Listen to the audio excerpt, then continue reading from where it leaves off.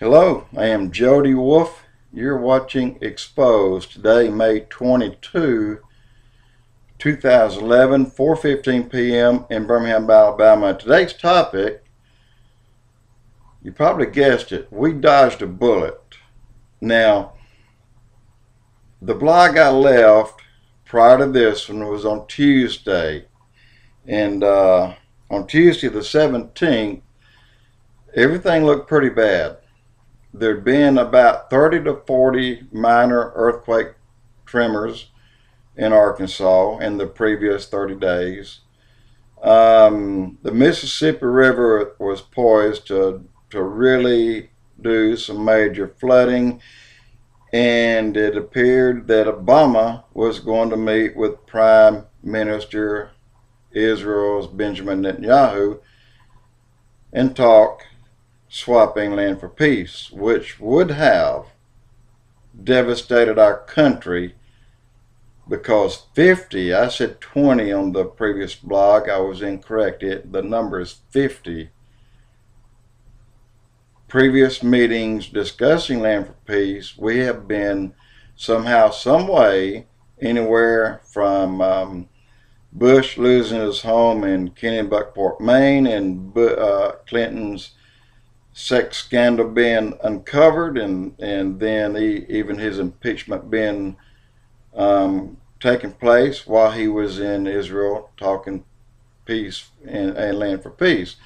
But in any event, 50 such tragedies or occurrences hurt America in major ways, from the stock market falling 500 points over 2 days, and then tornadoes and storms and 4 hurricanes and just the whole gambit. So let me tell you what I think happened. Benjamin Netanyahu heard Obama's speech, and I have to look at this date here, which was on the 19th, which was on a Thursday, and it looked really grim. Obama was just huffing and puffing, and he was telling, this is what Israel's going to have to do, period. Go back to pre-1967, which blew everybody away. We knew they'd been thinking that, and we knew that they had been talking about that and had mentioned it a number of times, but we also was under the understanding that this would not have come up, but it did. That night, on Thursday, from Obama, well, I'm sitting here waiting Friday for a meeting with Benjamin Netanyahu, which should have been on the 20th of May, 2011. And so I'm sitting here all day waiting for something to happen until they walked out of the room to face America and discuss to America what they discussed in that room. Now, be very, just think of one thing. Number one, when Benjamin Netanyahu heard what Obama had been saying, it angered him.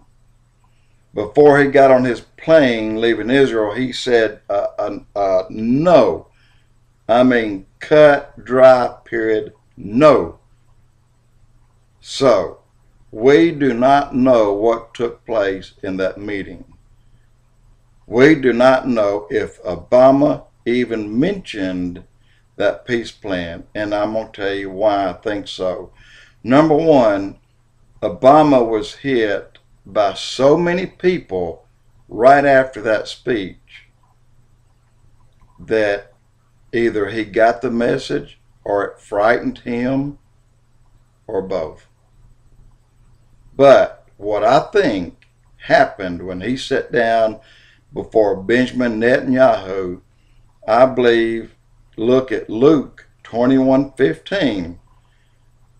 God says, for I will give you words and wisdom that none of your adversaries will be able to resist or contradict. I believe that the first words in that meeting was out of Benjamin Netanyahu's mouth, And I believe Obama was totally dumbfounded and simply couldn't respond. That is my belief. Because when they came out of that meeting that was an hour and a half longer than normal, the longest meeting any presidents ever had on this particular subject was this past Friday. And when they walked out of that room and Benjamin Netanyahu was all smiles, Obama made his speech before America. Not once in his speech did he mention land for peace, especially 1967, pre-war for peace. Go back and look. He did not say it. However, Benjamin Netanyahu did say it. He said it. He was very to the point. And if you notice, when he was talking, he would look at the camera in America, and then he would look at Obama, and Obama had no words. He had a rapid eye blink. He was in a little bit of a state of confusion, I believe. But I believe what happened in that meeting was that Obama didn't bring it up. Benjamin Netanyahu did bring it up. And look at Luke 21:15 and read that once again. I believe God went into that meeting with Benjamin Netanyahu. And I believe he had the words that absolutely caused Obama to clam up and listen. I believe this is the only reason that we didn't have some horrible tragedy here in our country. And that very day, it was announced multiple times that the crest was inches below. Some places they were above flood stage, but still inches below the crest originally thought. And indeed, the river started dropping back. Had we gone on the premises or the basis of what Obama said on Thursday and left it, and then he attacked Benjamin Netanyahu with those words on Friday, then I believe this country would be really reeling for major problems. In any case, it didn't. Praise God it didn't. And I know millions upon millions of people are praying that it would not happen. And I'm just at awe. And the best thing I can find is Luke 21:15. He put words in Benjamin Netanyahu's mouth that no one could contradict or even stand against or even speak against. There was nothing he could say. And that's the power of God toward the Jewish people. And we as America need to remember that. I, for one, was elated. I mean, oh, unbelievable. And I know you are too. Just hope that this doesn't come back up.